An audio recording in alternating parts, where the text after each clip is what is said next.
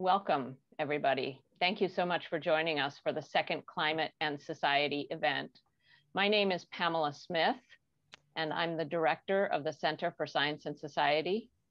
And we're really thrilled to have Dr. Rosalind LaPierre from the University of Montana and Dr. Robin Bell from Lamont Doherty Earth Observatory at Columbia with us today. Before I give the floor to our speaker and our chair, I want to briefly introduce the Center for Science and Society and share a little bit about the inspiration for the Climate and Society series. I founded the Center for Science and Society in 2014 in order to bring together researchers, scholars, and practitioners in the natural and social sciences, the humanities, law, medicine, and the arts in order to engage in interdisciplinary research, teaching, and outreach. The center works to eliminate traditional disciplinary silos, create new hubs of interdisciplinary teaching and research, and enhance public understanding of science in society. We explore everything from privacy issues of big data to how trauma impacts the brain to developing sustainable food systems. And we do all of this through an array of activities that span research, teaching, public outreach, and events. Columbia University's latest addition to its roster of schools is the Columbia Climate School.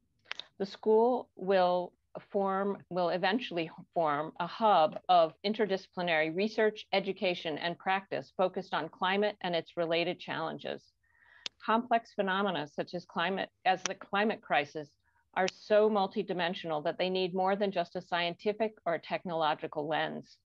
Instead, the combined expertise of researchers in social and human behavior, culture, politics and policy, economics, communication, and many other areas must be brought to bear.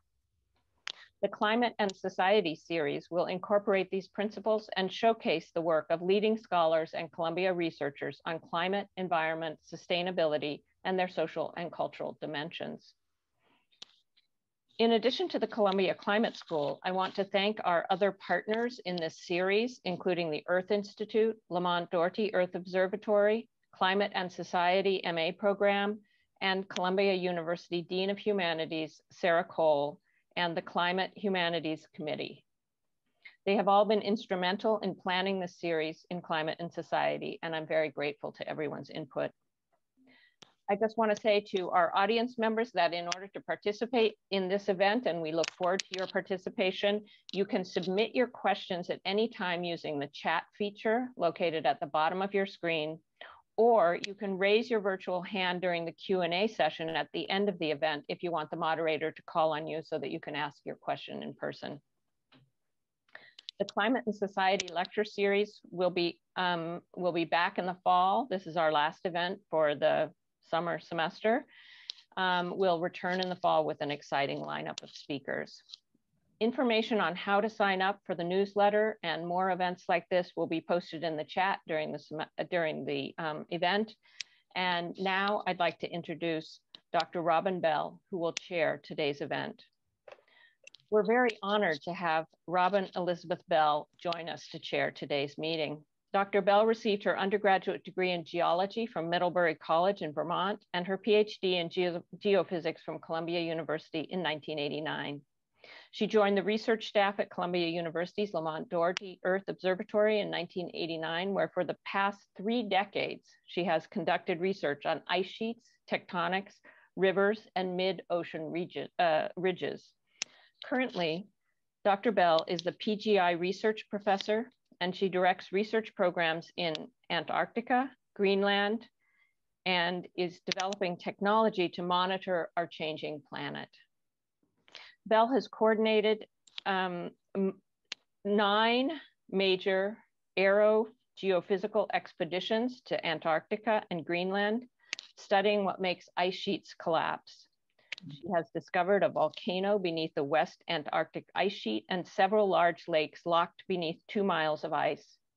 Recently, she led a 5-year project funded by New York State to map the entire Hudson River from Staten Island to Albany, defining crucial habitats, contaminated deposits, dozens of sunken ships, and Revolutionary War artifacts.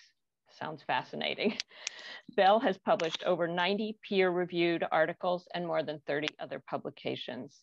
So welcome, Dr. Bell. I'm going to hand it over to you now to introduce today's speaker, Dr. Rosalind LaPierre. Well, thank you very much, Pamela, for letting me be part of this very exciting series. It's really my honor to be here.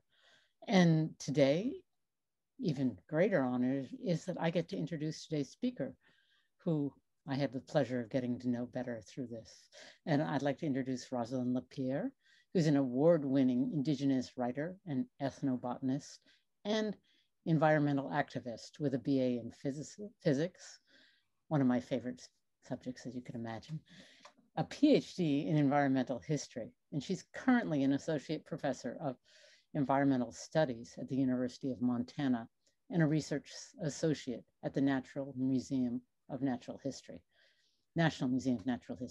She works with Indigenous communities to revitalize Indigenous and traditional ecological knowledge to address environmental justice and the climate crisis, and to strengthen public policy for Indigenous languages. Rosalind is the author of 2 award-winning books and dozens of articles and commentaries. I suggest you go check them out. She has a wonderful website. And you just get yourself lost there by learning from what she's spoken about. She's been interviewed as an expert on Indigenous environmental issues, traditional ecological knowledge, Indigenous knowledge, and most recently, COVID-19 and its impact on Indigenous people. She splits her time living in the heart of Salish country in Missoula, Montana, and the Blackfoot Reservation. She's an enrolled member of the Blackfoot Tribe of Montana and Métis. So join me now in welcoming Rosalind LaPierre, who we're going to all learn so much from, and thank you so much for joining us. So I want to begin by thanking the Center for Science and Society at Columbia University for the opportunity to speak today as part of the Climate and Society lecture series. I always try to begin when I speak by acknowledging that I'm educated in 2 kinds of knowledge. One is Indigenous knowledge learned from elders, and then also academic knowledge, as has already been mentioned. And together with my own life experiences, those serve as kind of the foundation for the research and writing and interests that I have as an academic. I would also like to begin by making audience members aware that I am going to be saying the names and sharing the images of people who have passed away. Some Indigenous societies have restrictions about this kind of use of information. And I just want to let people, make people aware that I will be doing that if that is part of your own protocols. So today, I am going to be talking about Indigenous activism and environmental justice in the 21st century. Indigenous activists, primarily women and Two-Spirit people, have organized hundreds of marches, rallies, and acts of resistance, opposing environmental injustice, environmental racism, and the climate crisis in the past 20 years. So on the surface, these actions may appear to mirror those of mainstream environmental movement. However, I believe something more is occurring here. I believe that Indigenous environmental protests have also become places of ritual, prayer, song, dance, and even pilgrimage. So I want to begin by sharing some of my own personal story. So I grew up primarily on the Blackfeet Reservation in Northwest Montana. As has been mentioned, I'm an enrolled member of the Blackfeet tribe. However, my family were migrant farm workers, and they worked all over the Pacific Northwest in Washington State, Oregon, and even into California. So we traveled back and forth, depending on the season, between the Blackfeet Reservation and the fields. And some of those were on other reservations, such as the Yakima Reservation in Washington State. So this is a photo here from the Yakima Reservation. So my family worked in harvesting hops, apples, stone fruit, and berries. So it was in these places that my mother and other Indigenous people became involved in different collective action and different groups, such as the United Farm Workers, Women of All Red Nations. These groups and others were interested in addressing farm worker rights that included what we now call environmental justice. They were interested in public health, adequate housing, working conditions for farm workers. And so as a young child, I grew up going to these gatherings and meetings at churches, mostly on the Yakima Valley, but also in California. And, you know, as a child, I'm just tagging along. I'm really not aware what the meetings were for, but I did attend a lot of sort of demonstrations and protests. And as children, of course, we always like proudly carried our little, you know, United Farm Workers flag when we went to these.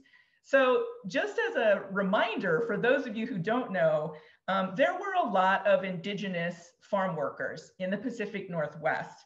And over time, though, the majority of farm workers became Latinx and Indigenous peoples from Mexico or Central America.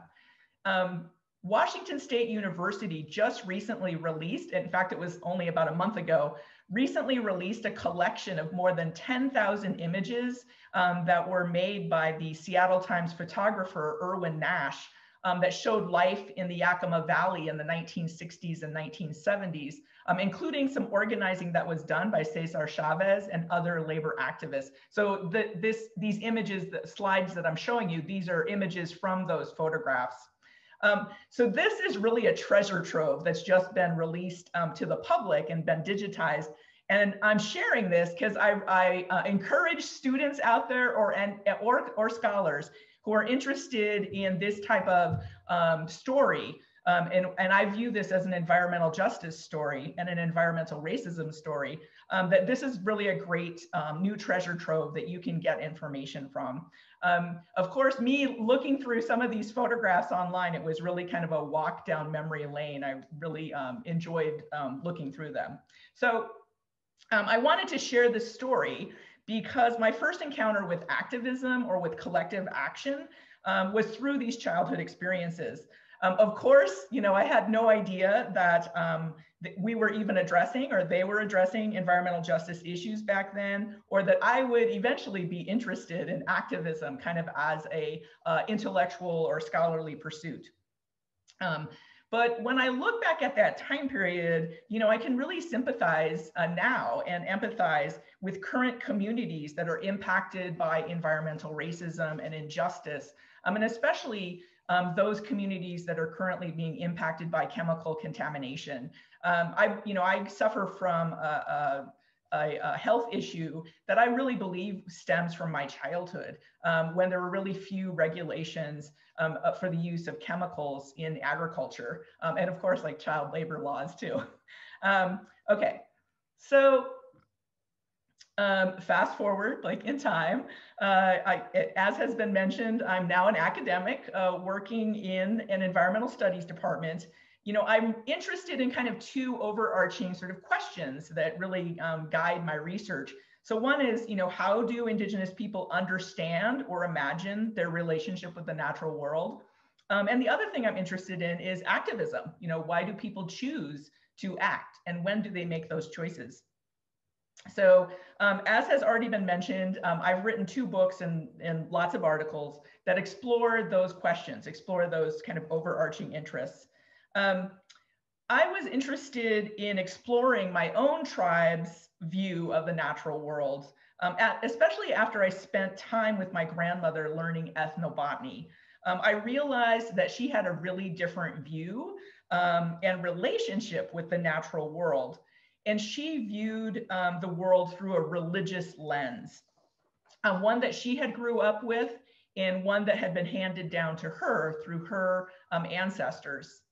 So I want to say right here that there really is a difference between Blackfeet religion and religious practice and Christianity.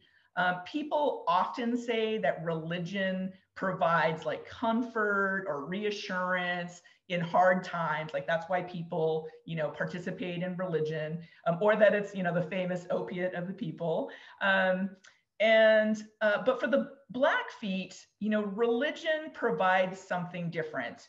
And for the Blackfeet, religion provides power, supernatural power. And that is power that they can use within the world that they live in, over nature, and actually over other humans as well.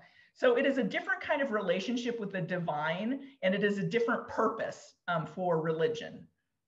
So the Blackfeet believed that they could control and could change the natural world with the help of supernatural allies who shared some of their supernatural power. The Blackfeet were able to then sort of tap into this larger unseen universe with supernatural entities, supernatural beings, who were the ones that really controlled what was going on in the universe. So religion, for the Blackfeet at least, was not a place for comfort, right, or for reassurance. It was a place about power. That was an aha moment for me when I kind of really figured that out. And because of that, that's what led me to write my second book, which is called Invisible Reality: Storytellers, Story Takers, and the Supernatural World of the Blackfeet. So I'm very fortunate that although I was researching and writing about something that was personal to me, it did provide a larger story of how Indigenous religion impacts Indigenous actions, which is kind of what I'm talking about today. And it has influenced some scholars to rethink how they write about Indigenous peoples' relationship with the natural world and their ability to understand what is that relationship. So because I was writing about environmental history and the religious life of my own community, I was concerned about local criticism more than academic reviewers when this first came out. And I'm really fortunate that I got a positive response. But let me share one story with you. So once at the end of a community gathering in Canada, this was right before the pandemic started, a religious leader and elder came up to me and he's like, I need to talk to you, right? And but because there was it was the end of this gathering, there was hustle and bustle, like people were putting chairs away, people were putting the food away, all the stuff going on. We kind of missed each other. And as I was driving back to the United States, I was kind of wondering and worrying, like, wait, what did he want to ask me? What did he want to say? And so literally months later, I get an email from him. And just to let you know, yes, Indigenous elders do email. They Skype, they Zoom, they'll text you as well. And so I opened up his email, and he sort of excitedly told me that he had read my book and he thought it was excellent. He added, you are so gifted and blessed with knowledge. Keep up the great work and keep researching and writing, please. So after I read that email, I felt like I had sort of won the Indigenous, prize, the Pulitzer Prize for what I had just written. So after that, I didn't really, any kind of academic reviews, I was like, oh, So I'm sharing that story just to let you know that I was, I feel like I have, with that particular piece of research, tried to really tap into what is this understanding that Indigenous people have about the worlds that they live in, and how do they define and those particular worlds.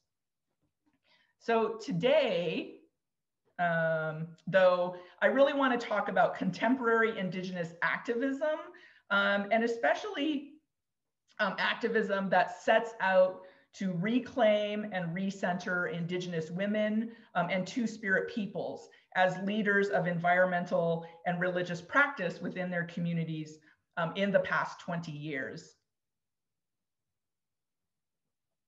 So I plan to share 3 examples of contemporary activism and provide some historic context from an ancient Indigenous ritual that's still practiced today. So first of all, for those of you who are new to the term, Two-Spirit is a contemporary term that refers to Indigenous people that do not fall within the Western defined binary of male, female. Indigenous cultures have always had multiple genders, and the term Two-Spirit, again, is a contemporary term, but it recognizes this history of multiple gendered identities within Indigenous communities. So when I say women and Two-Spirit, I'm acknowledging that it was not just women who are that are providing leadership, but Two-Spirit people as well. So at the turn of the 21st century, women such as the late Ojibwe elder Josephine Mandamin began to address environmental justice issues. So in 2002, she became inspired to walk around Lake Superior. It materialized the next year in 2003, and she began a journey walking around Lake Superior with a small number of women and Two-Spirit people to raise awareness of the environmental degradation, water pollution, and the growing climate crisis. They called themselves water walkers. We didn't ask, we just did it, she said. So they took turns carrying a copper bucket filled with local water. And copper, as you may know, is a metal that's native to the Great Lakes. But it has been historically used by the Anishinaabe or the Ojibwe peoples who view it as one of the elements from the universe that helped form or create the earth. So Josephine Mandamin explained, as women, we are carriers of the water. We carry life for the people. So for the next 15 years, she walked around each of the Great Lakes or a nearby waterway, such as the St. Lawrence Seaway.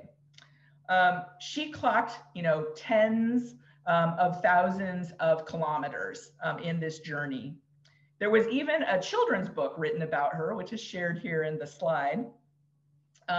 So on these journeys, she was joined by other Indigenous women and girls, such as Indigenous scholar Tasha Beeds, who expressed in 2015 that these demonstrations, these quote unquote protests that, or water walking, were like a walking prayer. So the blending of a demonstration to bring awareness to water pollution and environmental injustice and the religious process of a walking prayer, I believe is really distinctive to the 21st century with Indigenous women and Two-Spirit peoples' leadership. So the water walkers view their walking not just as a mode of transportation, but as a ritual process in itself. And they treated each day of their walking as a ritual. So viewed this way, they were not just protesting environmental justice or for environmental justice, but reimagining and reviving a long-time religious practice of pilgrimage.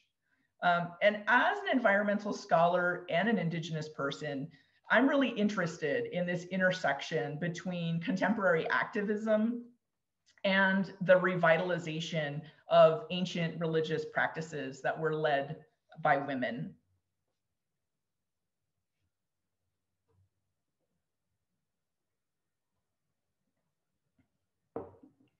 So I'm going to share another example here. So in 2012, the Canadian government, led by Conservative Prime Minister Stephen Harper, passed 2 omnibus bills to overhaul their governmental policies, environmental policies, and procedures, and to pass a new budget. So opponents argued that these new bills would reduce Indigenous people's sovereignty and dismantle key environmental protections. Opponents feared that Indigenous lands would continue to serve as places of resource extraction and environmental degradation. And so a new group was formed called Idle No More. It was organized by 4 women, 3 Indigenous and 1 non-Indigenous. The CBC News wrote at the time that Idle No More is opposed to changes they say would allow for, quote, an easier opening of treaty lands and territory, unquote. They also opposed amendments that would remove protections for some rivers and lakes. So remember, Josephine Mandamin had led that whole water walkers demonstrations 10 years earlier. And to speed up the approval process for projects that would affect the environment. So Idle No More, one of the things they did, Idle No More organized a national day of protest on December 21st, 2012, 1 week after the second omnibus bill had been passed. So thousands gathered on Parliament Hill in Ottawa. And for those of you who don't know, that's like, that's the national capital. It's the Washington, D.C. of Canada. So thousands gathered on Parliament Hill in Ottawa and in large cities and hamlets across Canada.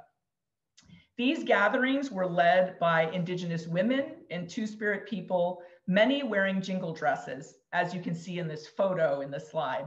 And I'm going to say a little bit more about this in just a moment. So over the course of the winter of 2012 and 2013, Idle No More organized, primarily using social media, hundreds of marches, rallies, and what they called flash mob round dances in an effort to raise awareness about environmental justice issues in Canada. So Indigenous women and Two-Spirit people began attending these marches and rallies by wearing their jingle dresses, which are viewed as having power, again, kind of supernatural power to heal people and places. So I want to point out here that, again, we see this Indigenous idea that the purpose of religion is to provide human beings with power.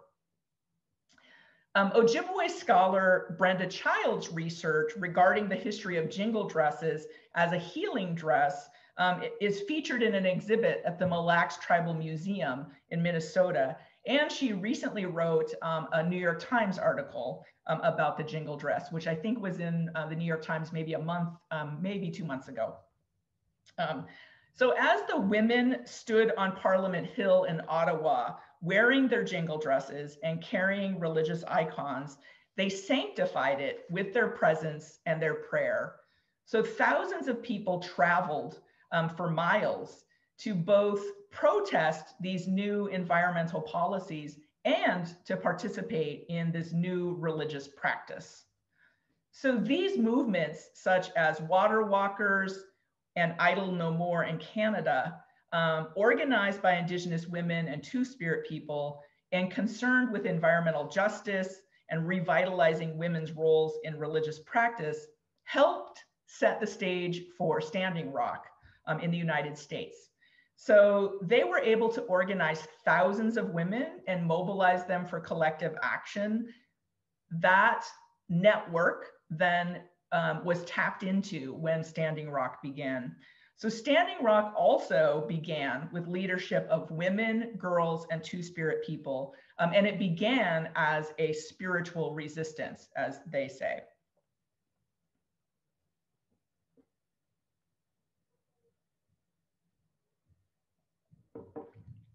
So I'm going to return to Standing Rock in a moment. But now I want to take a step back from contemporary protests to look at an example of an ancient Indigenous religious ritual that was led by women.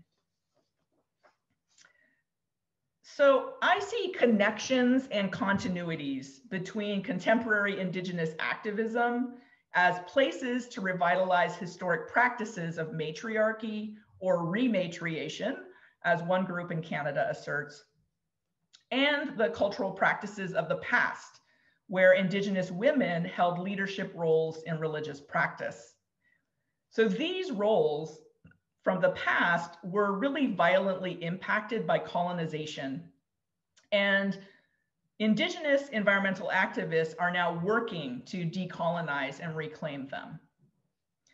So the late Lakota anthropologist B. Medicine has argued that women in Indigenous societies were often seen through the lens of colonization and defined in Western scholarly literature as either docile or a drudge. And if they didn't fit into one of those two categories, they were often called deviant. So Dr. Medicine has researched and written about gender roles within the Northern Great Plains societies. And she's done this in an effort to reinterpret this docile, drudge, deviant category that we often see within Western literature. And this includes researching within her own Lakota community at Standing Rock. So she sought to move kind of beyond this Western defined binary of male, female, and she wanted to include Indigenous concepts of multiple genders that are found within Indigenous societies, and also to look at decolonizing practices. So the reason I'm mentioning the work of scholars like Dr. Medicine is I rely on her work as the foundational work about Indigenous women and gender as I reflect on other issues I'm interested in, such as Blackfeet religious practices that have been disrupted by colonization. So I'm going to share one of these practices. So historically, the Blackfeet held a large gathering each summer, the Okan, which was both secular and sacred. The Okan was one of the few times when all the 24 plus villages of the Blackfeet came together during the year. The Okan has been mistranslated as quote unquote a Sundance, but a more correct translation, it is the dream of the sun. So archaeologists have tried to learn when the Okan began based on their study of various archaeological sites on the Northern Great Plains, including the 5,000-year-old Majorville site in southern Alberta, which so far is the oldest site that has elements of the Okan present. Traders and explorers began recording the Okan's existence when they first arrived into the region 300 years ago. And the Blackfeet themselves told early ethnographers, including folks at the American Museum of Natural History in New York, that the Okan had been practiced since the days of the ancient Pukuni, since the days of the ancient people. So people like American Museum ethnographer Clark Whistler learned from his interviews with Blackfeet elders that the most important functionary in the Blackfoot Sundance was a woman. So one of the things that occurred, and I'm not going to go into this at this time right now, the Catholic Church learned about these types of rituals where women played lead roles. And one of the things that the Catholic Church did with the Blackfeet, but also with other Indigenous communities, was that they intentionally set out to disrupt these religious practices and to introduce the idea that men were the center of religious life and religious practice and not women. So again, I can't get into that now, but I've written about it elsewhere. So the preparation for the Okan began months before, when a woman made a pledge to organize and lead the Okan.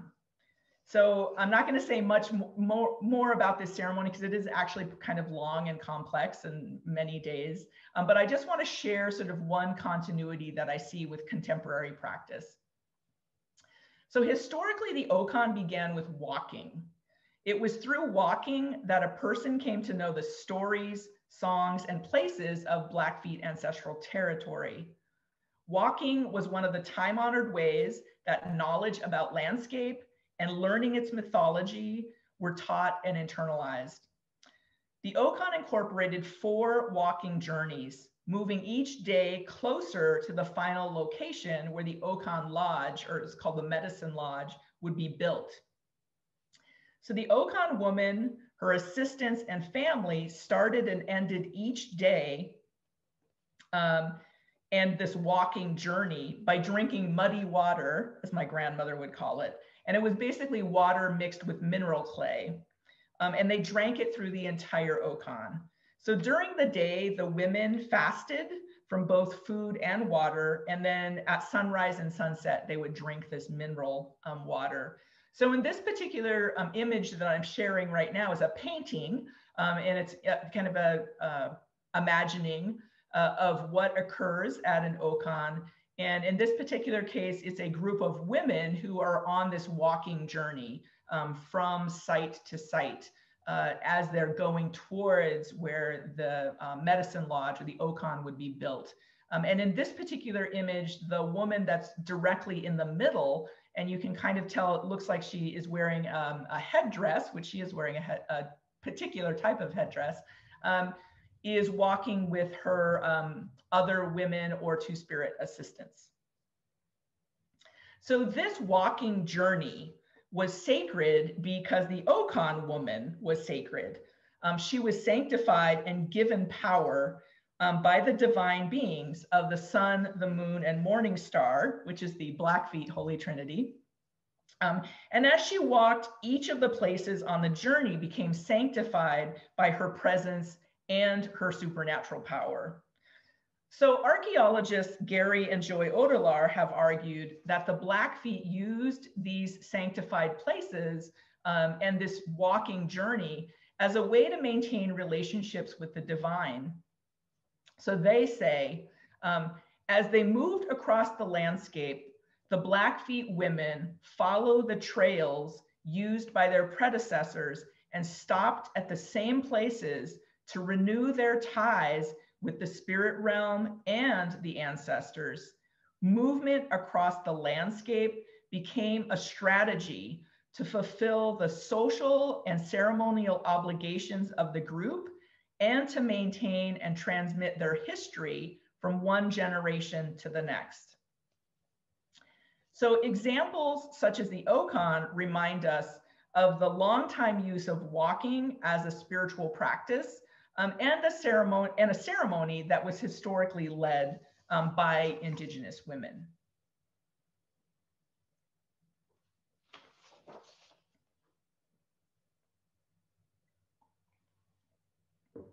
So now I want to return back to Standing Rock to provide another example. So in the spring of 2016, the late Standing Rock elder, LaDonna Allard, established what she called a spiritual resistance camp on her land as a protest to the Dakota Access Pipeline, which had recently been approved by the Army Corps of Engineers. Simultaneously, a group of Lakota youth organized a 500-mile run to the Army Corps of Engineers to bring awareness to the coming pipeline.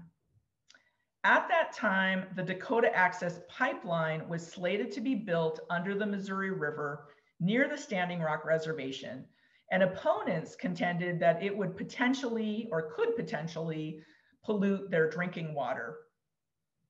They also argued that sacred sites that were in the area would be disturbed or potentially destroyed. One of the things we learned about this story as it sort of unfolded was that it was also a story of environmental racism. As we know, the pipeline had been moved from north of the predominantly white city of Bismarck after community complaints, and it was moved south of Bismarck to the predominantly Indigenous community of the Standing Rock Reservation. So within months, Indigenous people and their allies from around the world descended upon Standing Rock and built multiple camps. And I'm sure many of us were aware of this because it was very much in the news in the United States and elsewhere. So because it began as a spiritual resistance, the camps there held daily prayer circles and burned ceremonial fires. And there were protocols and rules there. And they reminded visitors who came to always come in a peaceful and prayerful manner. So I'm going to say a little bit more about this in a moment, but I just want to add here, you know, one of the things that happened while Standing Rock was going on, because both I'm in environmental studies, but I also study religion and activism and stuff, was a lot of reporters called me, and they weren't really calling me to interview me. They were just calling me to ask to provide some context of what was going on at Standing Rock. And the number one thing they mentioned to me in these conversations was that they were surprised and actually even shocked to find out that religion was going on at this environmental protest. And so I'm going to say a little bit more about that in just a minute. So, as we all remember, over the course of the summer and fall, thousands of people came to the Standing Rock Reservation, which, for those of you who don't know, is on the border between North Dakota and South Dakota. So some people came for only a day, feeling a desire or a calling to do so, and other people stayed for months. So similar to Idle No More in Canada, the Standing Rock protest grew from addressing an environmental justice concern into a place of religious pilgrimage and practice. So despite the deluge of outsiders, the core participants and activists remained Indigenous women and girls, such as 12-year-old Dakota Iron Eyes, who at the time stated, women were the people who held the tribe together, and they were the willpower of the tribe and its strength. So just knowing that we come from such powerful genes makes us feel strong inside. We as young women have an obligation to fight for ourselves and for our people. I feel like I need to fight for my grandmas who can't fight for themselves anymore.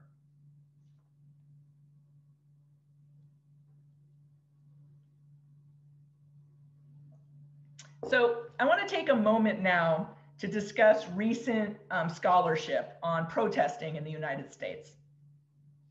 So scholars have researched American social movements and protesting literally since the beginning of the nation. So I mean, I would argue a lot of colonial American history is a history of protesting, right? Different kind of protesting. So one of the works that I worked on, I co-wrote a book called City Indian, Native American Activism in Chicago from 1893 to 1934. And I wrote several articles about Indigenous activism in urban communities. So one of the things that I was really interested in was in the progressive era. And I believe that progressive era, is a time in US history that was bursting with social activism, political reform, and it really was kind of the birth time of what we now call environmentalism and kind of the environmental justice movement. It was a time when reformers embraced American science to help solve societal and environmental problems. But reformers also had a dangerous side. They set out at the same time to forcibly change Indigenous societies and to quote unquote Americanize them.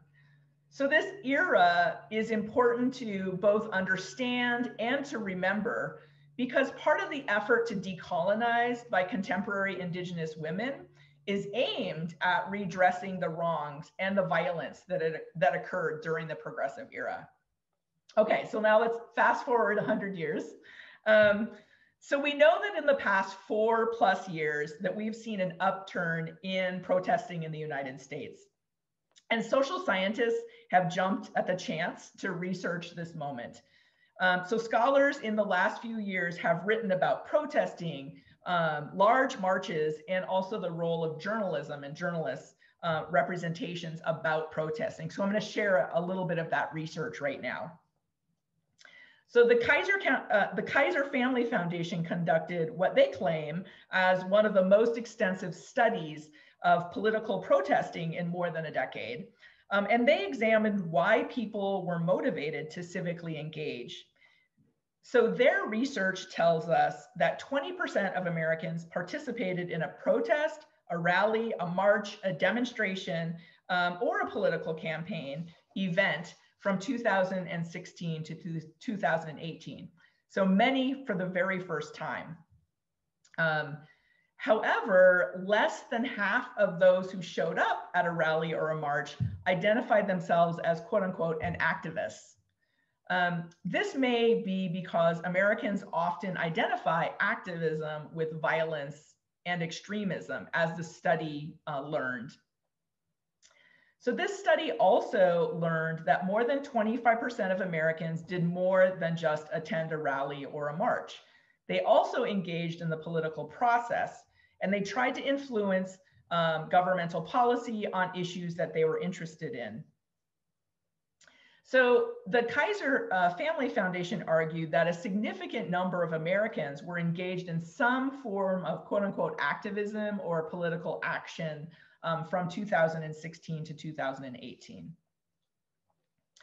So sociologist Dana Fisher and her team set out to study the 7 largest marches that occurred from 2017 and 2018. Including the Women's March, the March for Science, and the People's Climate March that all happened in DC. And she did this to understand the most common and visible social movement tactics, which is marching in the streets, especially at the seat of a national government or in cities across the nation or the world. I think what she found was really interesting, but before I share some of her highlights, I want to mention that I was one of the organizers for the National March for Science, and I served on the National Steering Committee. I was motivated to get involved because of the dramatic shift in environmental policy of the new administration, and I saw this happen because of Standing Rock, especially towards resource extraction on Indigenous lands. So the March for Science was held in Washington, D.C., and in more than 600 cities across the world. More than 1 million people participated, and it was the largest day of science activism in the history of the world.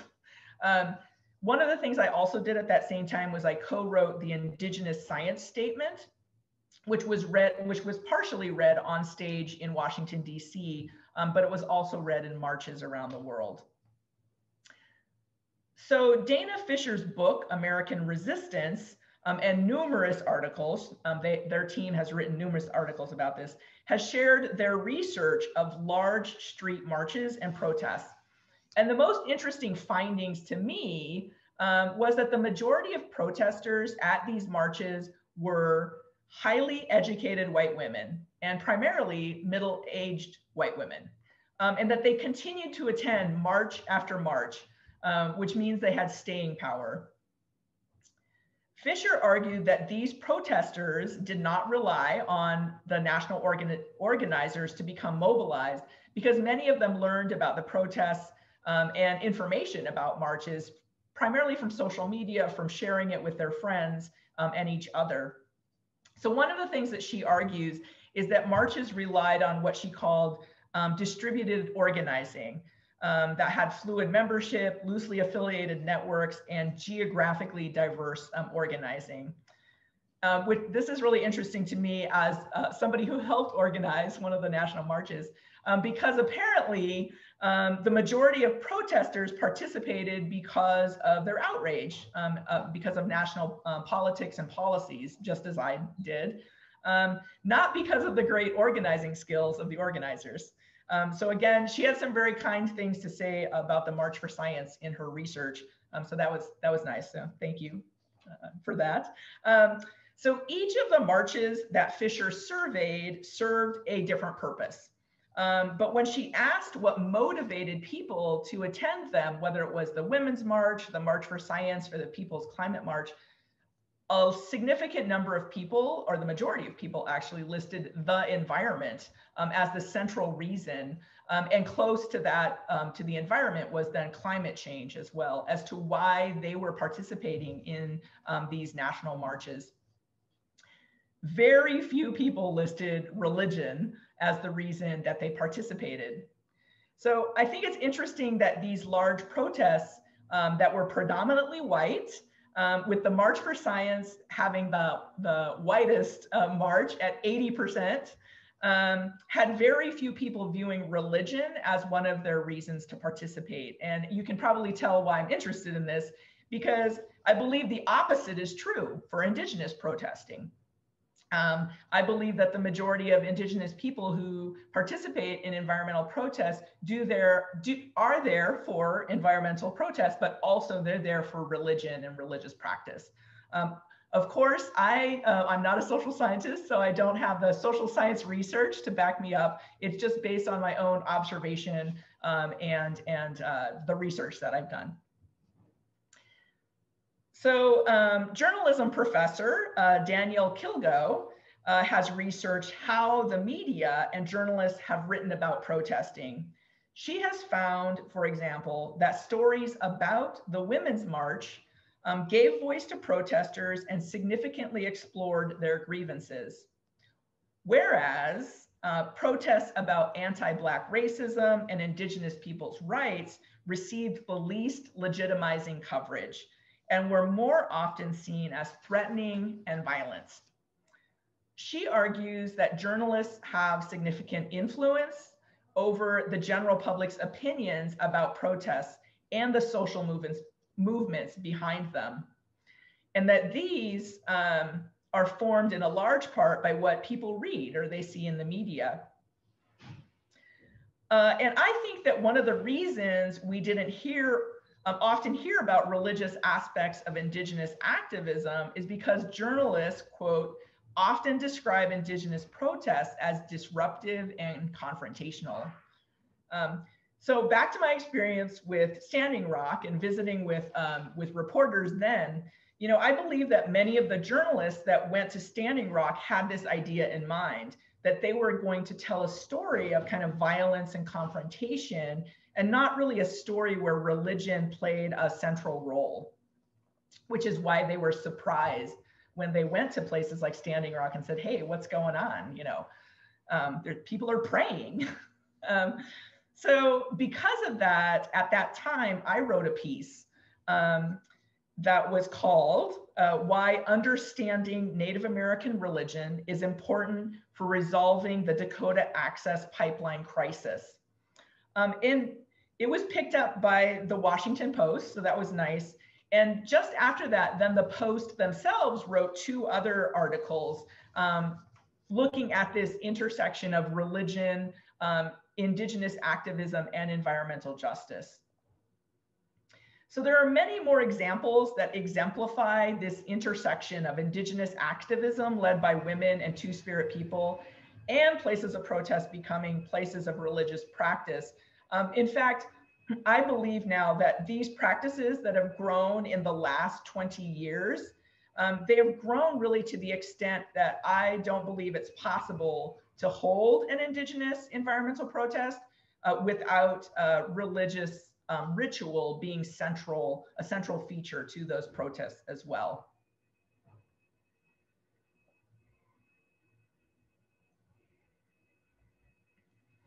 So I want to end here by sharing one more story. So before the pandemic, 19-year-old University of Montana sophomore, pictured here in the center, Marita Growing Thunder, spent her entire spring break for the 2nd year in a row. She did it her freshman year and her sophomore year, walking the 80 miles from one side of her reservation to the other. Oftentimes she did this by herself. Other times people would join in with her. She did this to draw attention to the issue of missing and murdered Indigenous women and its connection to natural resource extractive industries and the exploitation of women and girls. So I believe that she was carrying on this contemporary tradition of Josephine Mandamin's walking prayer and the more ancient Indigenous practices. So Mandamin has said of young activists such as Marita, quote, "They are the now generation. I don't call them the next generation. They are the ones now sitting and listening to what is happening and now watching what is happening." So Indigenous scholars add that this kind of activism involves efforts not just to sort of resist what is going on in society, but also revitalizing and recreating the world that young people want to see exist. So again, I kind of want to end by sort of wrapping up and saying, you know, I do believe that contemporary environmental protests, such as the Water Walkers, Idle No More, Standing Rock, and then individuals such as Marita and a lot of other protests that have occurred in the last 20 years, have served as places to reassert the role of Indigenous women as matriarchs and as leaders of religious practice. For Indigenous women and Two-Spirit people who have experienced colonization, whose parents or grandparents experienced residential schools, forced assimilation, and acculturation, Indigenous environmental protests have become places to reconnect to Indigenous identity, community, and religion. And as I shared, I also see a continuity between these new women's Indigenous practices with ancient practices that may be, thousands of years old. So Indigenous environmental protests have become places of ritual, prayer, pilgrimage, and shared spiritual experiences. This is why, even though I keep using the word protest, many Indigenous activists do not view themselves as quote unquote protesters, but they view themselves as spiritual protectors with access to supernatural power. And with that power, they are able to help heal the world that we are in right now. So I want to end there. Thank you for taking the time to listen. We are going to now, I'll give the mic back to Dr. Bell, and we're going to have a few questions and then open it up for questions and comments. So thank you very much for your time.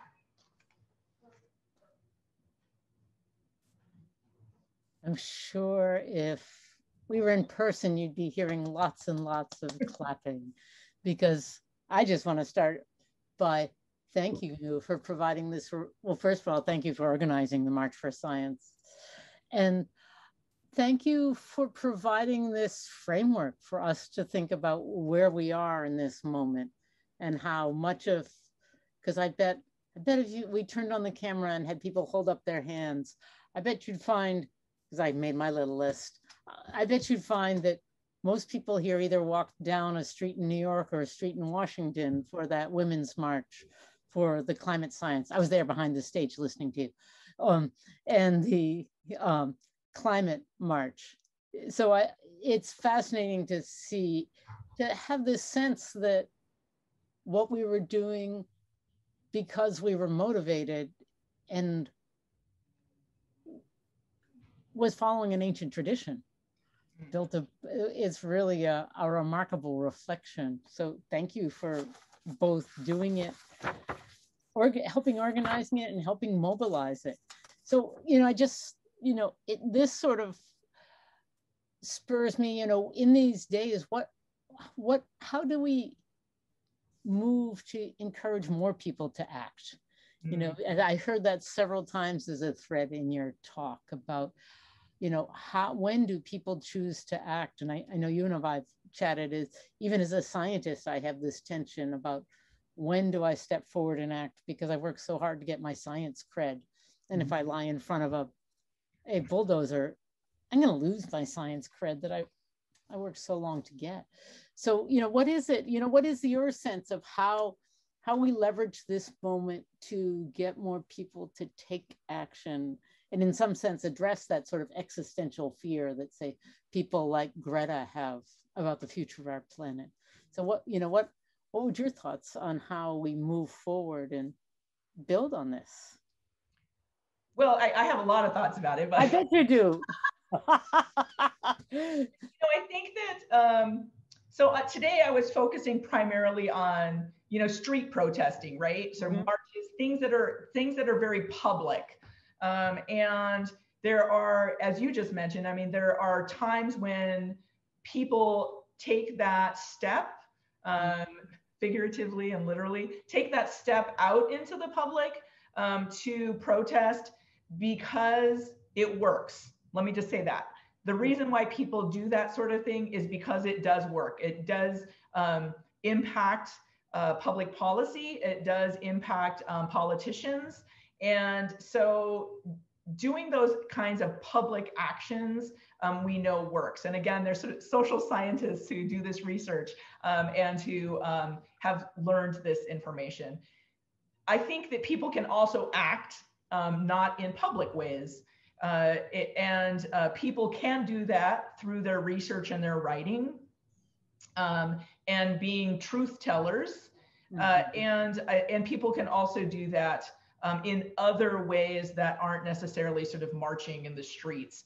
I think that marching in the street is a very particular kind of activism and action that does occur. And again, I think it's necessary and needs to occur within the society that we live in today.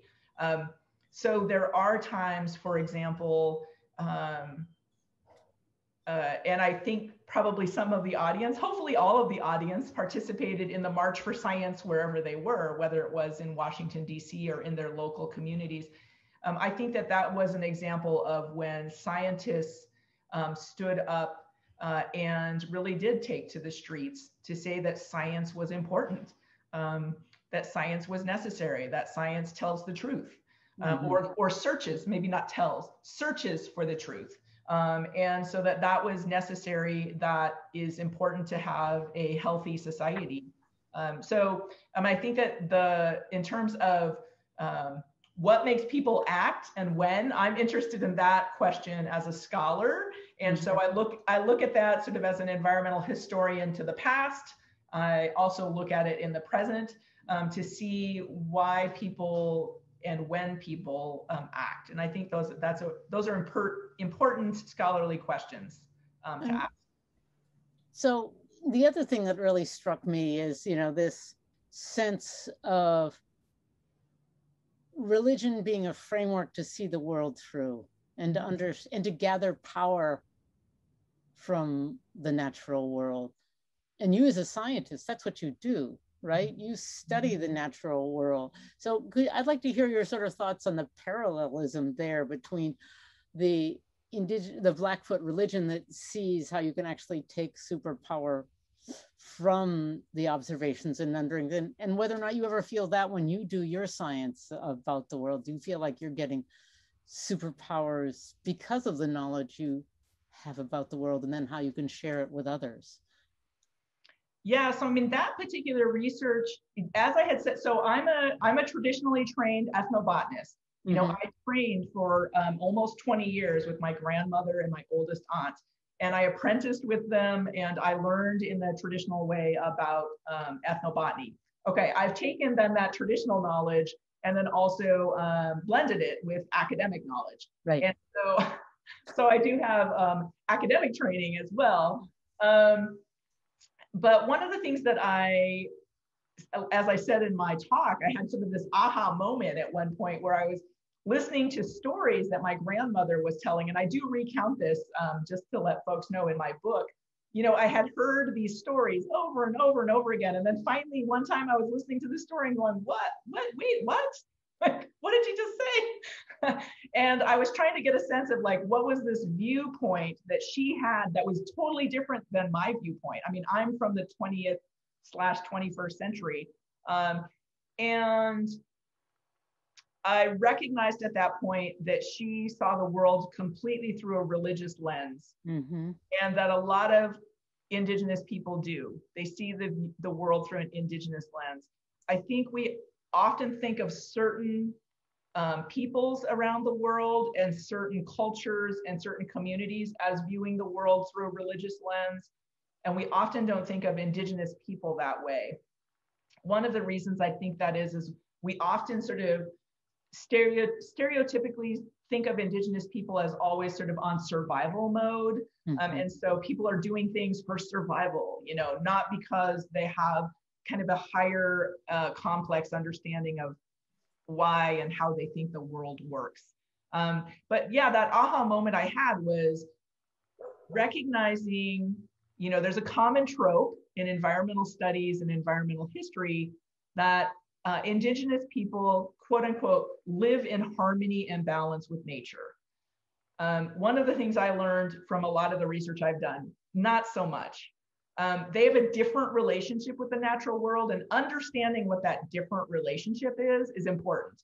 And if you view the world through this religious lens where you think you've got power and it gives you confidence and it gives you standing, you're not living in harmony and balance. You're in a place of control. And so one of the things I was really interested in, that whole idea of controlling the natural world versus balancing or living in harmony and with the natural world. So so I can go on and on, but I think it's really seeing the world through a religious lens is different, and it's extremely helpful. I think it's helpful for scholars and scientists to recognize when communities are viewing their world through a religious lens. It makes you have to shift the way you work with people and visit with people and respect their frame of thought and their knowledge base. So what do you think, if your grandmother were alive today, what do you think, how do you think she would be adapting with the fact that our world is changing, our climate is changing? How is that impacting her? How do you think her or her community will, is that a grief? What is that as your... Yeah, so she lived to be 97 years old. And so she lived into the 21st century. And she, by the end of her life, she was recognizing and experiencing climate change. And because she was an ethnobotanist, she realized the difference in weather patterns. She recognized the differences from anything from soil systems and how that had been impacted by changing climates, to the plants themselves, and to pollination. So, I mean, she recognized all of these different things that were going on. One of the ways that she trained me to learn about plants was through soil. And that for you soil scientists out there, y'all know what I'm talking about. That healthy soil is important for healthy plants. And one of the ways that you learn about plants is through, that my grandmother taught me, was through smelling soil. And that through the different, through smelling soil, you can learn the health of that particular soil. And so towards the end of her lifetime, again, she was seeing climate change happening, and she was noticing it, just like, wait, this is happening, this is happening, this is changing, that's changing. And she never got to the point where she was really experiencing what we would term now as ecological grief, where she saw that it was so dramatic that it was changing her own personal world, but she was able to see that in the future, it was going to be very different than the way that she grew up. And so when we talk about things like traditional ecological knowledge or indigenous knowledge, the definition of traditional ecological knowledge is it's something that's passed down, right, from generation to generation to generation of a particular place and observations of that place. So whether we're observing the plant life or the animal life or the weather patterns, that observation, because of climate change, is now changing. And we do have a different quote unquote Earth, right? We have a new world happening now than we did in the past. So when we think about sort of that knowledge being passed down, we are now having to pass down new knowledge because of climate change. And that was something that my grandmother was beginning to sort of see that happening. And so as I was learning from her, that tail end, she was like, wait a minute, this is different, and this is different, and this is different, and this is different. And so sharing that sort of difference as it was occurring was kind of the new kind of new knowledge of traditional ecological knowledge that was getting passed down. So. And it's interesting because that's one of my favorite lessons, because when I helped review the National Climate Assessment that last time, was really realizing the best way that I could communicate to people climate change wasn't geeky graphs. I can show you many geeky graphs, but to talk to them about how their daffodils were coming up sooner, and they could have basil and tomatoes from their gardens sooner. And it wasn't that they were growing better plants, it was that things were changing. I was wondering if Pamela wanted to join us now and join the conversation, help pull some questions from the chat. I see some coming in now. Yeah, we're getting some good questions, but I do want to ask Robin, if you might elaborate a little bit on the question of, you said that if you'll lose your cred, your science cred, if you engage in activism, but I mean, as a climate scientist or as a, Earth observer, how do you think, I mean, what is activism to you? Oh, it's fascinating because in my notebook, I wrote down, I went to the Women's March. I have my hat right here. I was in the Science March. I was sitting right behind the stage, talking to the women from Detroit. And I went to the Climate March. I wore a dress made out of a map because I don't work in labs, so I was not going to wear a lab coat. So it's interesting, what is this tension we as scientists feel about where we can be effective and whether or not, how far across the political spectrum we can step that we might lose our cred. It's like I was reflecting that this fall, and I found it very interesting that Rosalind said that we have different roles we can play. And to what extent do you see your scholarship as a form of activism? I probably see my scholarship as closer to the religion that Rosalind's grandmother practiced, and that my job is to speak truth about the planet through the lens that I wear, which happens not to be plants, although I'm obsessed with trees, but that's my personal obsession, and I'm bad about it. But through the things that I have worked hard to understand. And I as a scientist am now deeply committed to working with community and talking to them about what they need before I do a science project in them, so I can figure out how to do science collaboratively and address the needs the community has. That's very much, as opposed to just coming and telling them the cool stuff I know. That doesn't. Yeah, I noticed that one of the posters at the Science March said, "We have the solution," which is kind of an old way of, or not the kind of two-way street that you're talking about here, the kind of co-production of knowledge. Okay, I want to turn to the questions in the chat. There's an interesting one about, I'm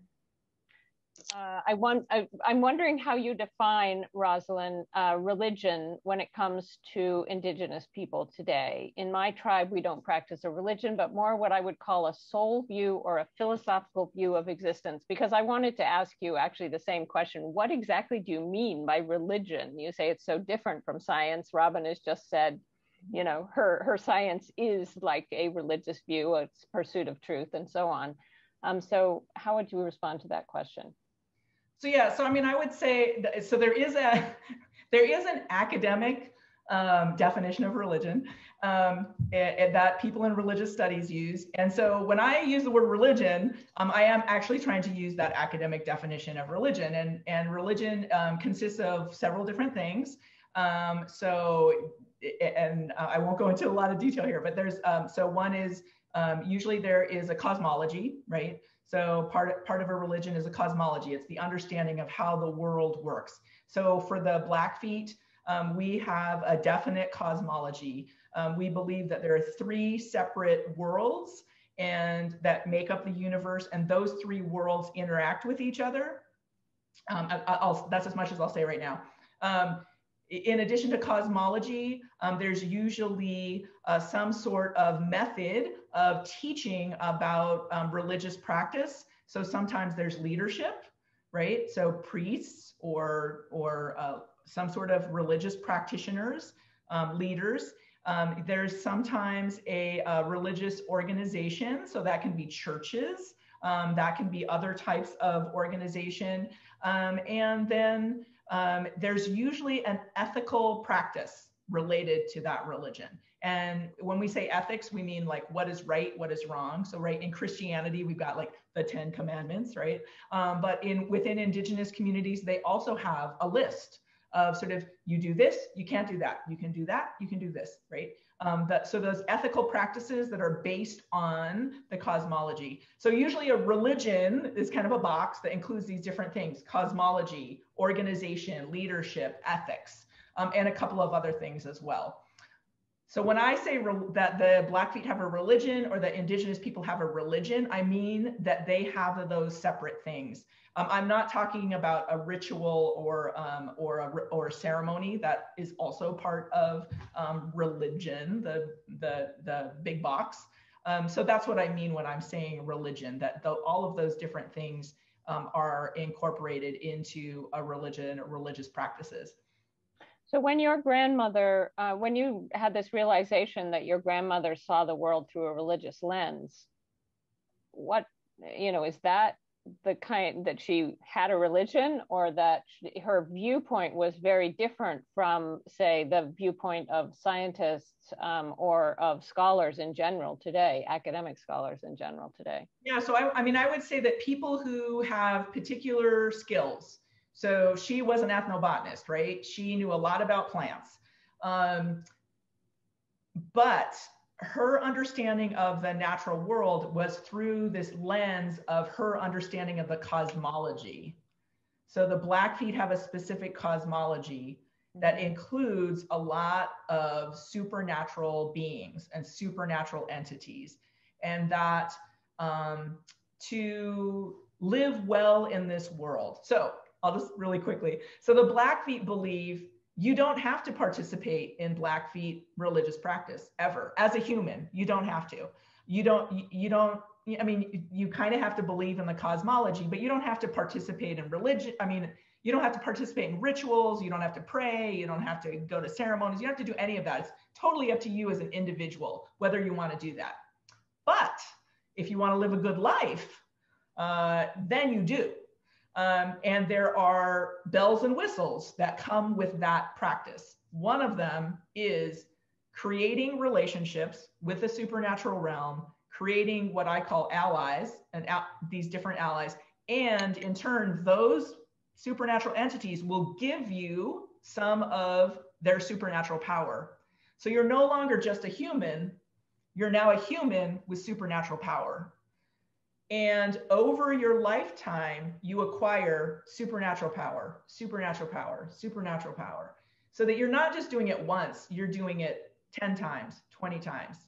By the end of your life, if you are a Blackfeet person who, again, is practicing this religious practice that you have the choice to do or not do, you will end your life with 20, 30 allies who have all given you some of their supernatural power.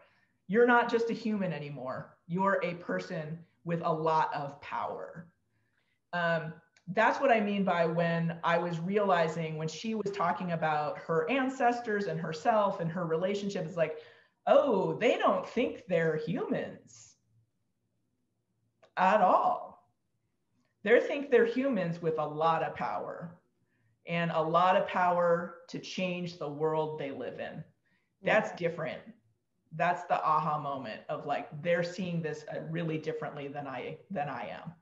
So you're, just to go back to the existential fear that Robin mentioned. So, the sense of power that your grandmother had would have, that was a way of dealing with this kind of existential fear that so many of us feel today about climate change. Yeah, and I mean, I think one of the things I would argue differently is that, again, I don't think of a lot of Indigenous religions as the purpose of the religion is to deal with fear or to deal with,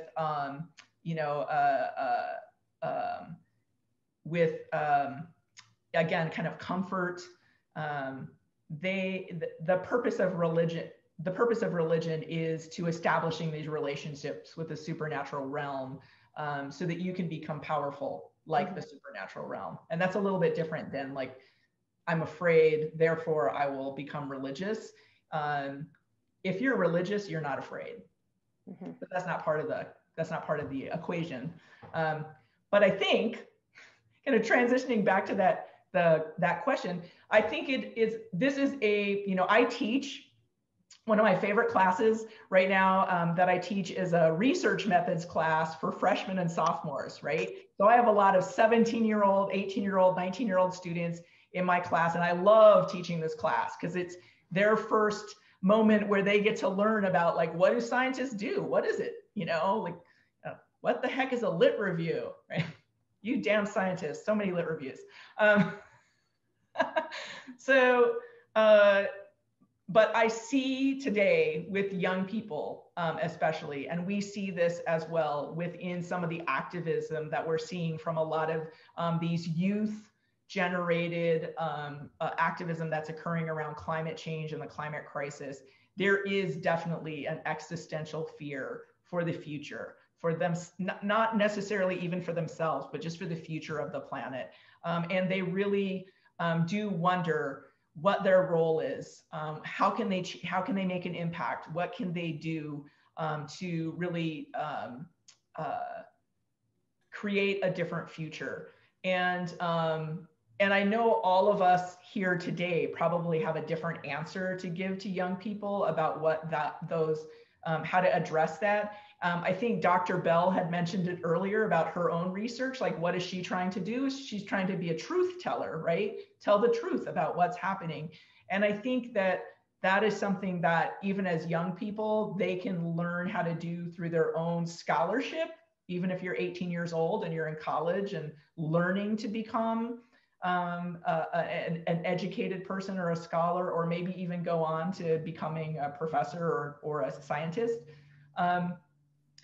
that learning to be a truth teller is very important, and learning how to distinguish, we do this in class a lot, distinguish that kind of the truth telling versus the misinformation. But I think that that's something, I'm going to stop talking here. You guys can jump into this. You know, I think it really is, it's something that is happening right now within our college campuses, that young people are really very concerned about the climate crisis. And as the older generation, we really need to take that seriously and really find ways and avenues for young people to participate in this conversation. That's definitely true. I want to call on Sarah Cole, who has her hand up. Sorry, Robin, did you want to respond? But no, I saw Sarah's hand was up, so okay. I think we should see what Sarah has. Thank you so much. This has just been wonderful. I think 5:30 p.m. on Zoom is not always the most conducive time to feel riveted, but I was. And I just want to thank you for your work and your really just wonderful, stimulating talk. I have so many different kinds of things to ask. I'm interested in walking and water and women and Two-Spirit people and everything else you talked about. I wanted to ask you about Deb Haaland and how you think she fits into this sequence of women. But I guess the question I would ask for this moment is one about, I guess I would say, particularity and sort of smallness versus massiveness in terms of protest. I mean, you really spelled out two different kinds of protest. I really was taken by this concept of the religious, as you called it, underpinning and aspect and sort of motivating feature of some of these protests.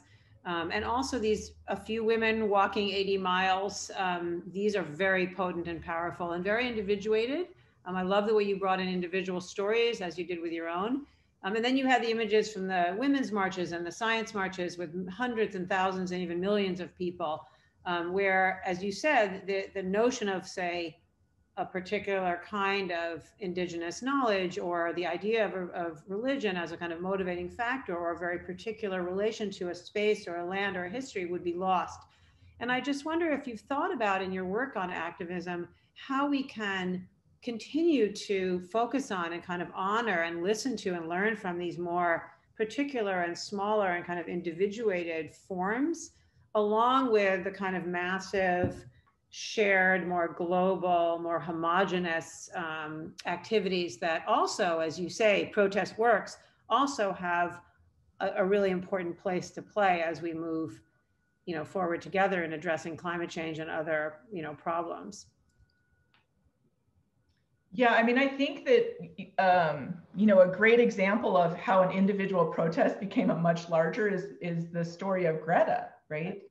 Of her own individual protest that she just sort of started, and it grew into this, massive international movement, again, as a young person, kind of tapping into that existential fear of the climate crisis.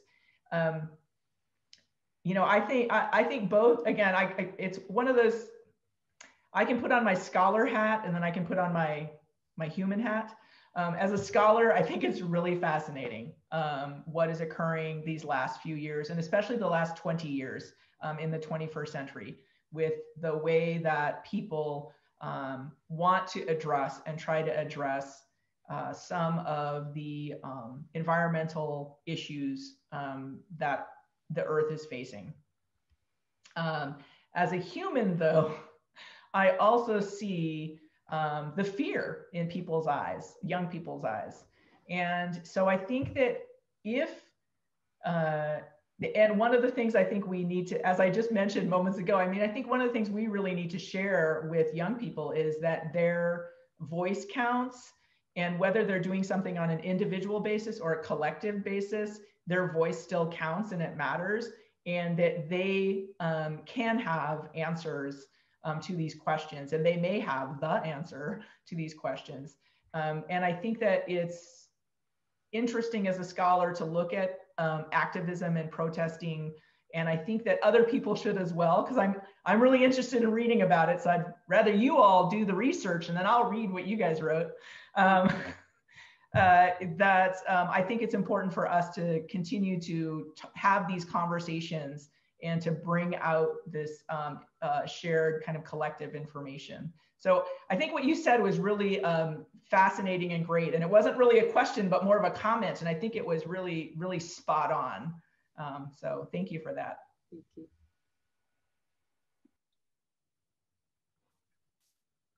And I think that's Sarah, I think that's interesting because it also comes back to the tension the scientists feel, because in some sense, there are other places that if I can put my effort in, say, putting together a group of BIPOC scientists to speak to communities about COVID and climate change, that's probably more impactful than me lying down in front of that truck. So it's, again, each of us, I still think there's something here about each of us looking for the tools we have in this moment and how we can impart change to make this, you know, that healthy, sustainable, equitable planet we all dream of living on.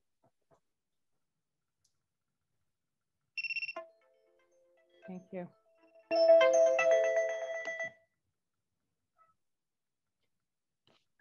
Well, I don't see any more questions in the no hands, last chance. And so I think it's 7 o'clock. We need to bring it to a close now. But I want to really thank, deep thanks, heartfelt thanks to you, Dr. Rosalind Lapierre, and to you, Dr. Robin Bell. It's been a really wonderful conversation. It was a, fascinating talk, and these are issues that we'll continue to engage and confront in the upcoming series in the fall on climate and society. So thank you so much for helping us start this series, Dr. Lapierre. Yeah, once again, thank you for the invitation. Thank you, that was great.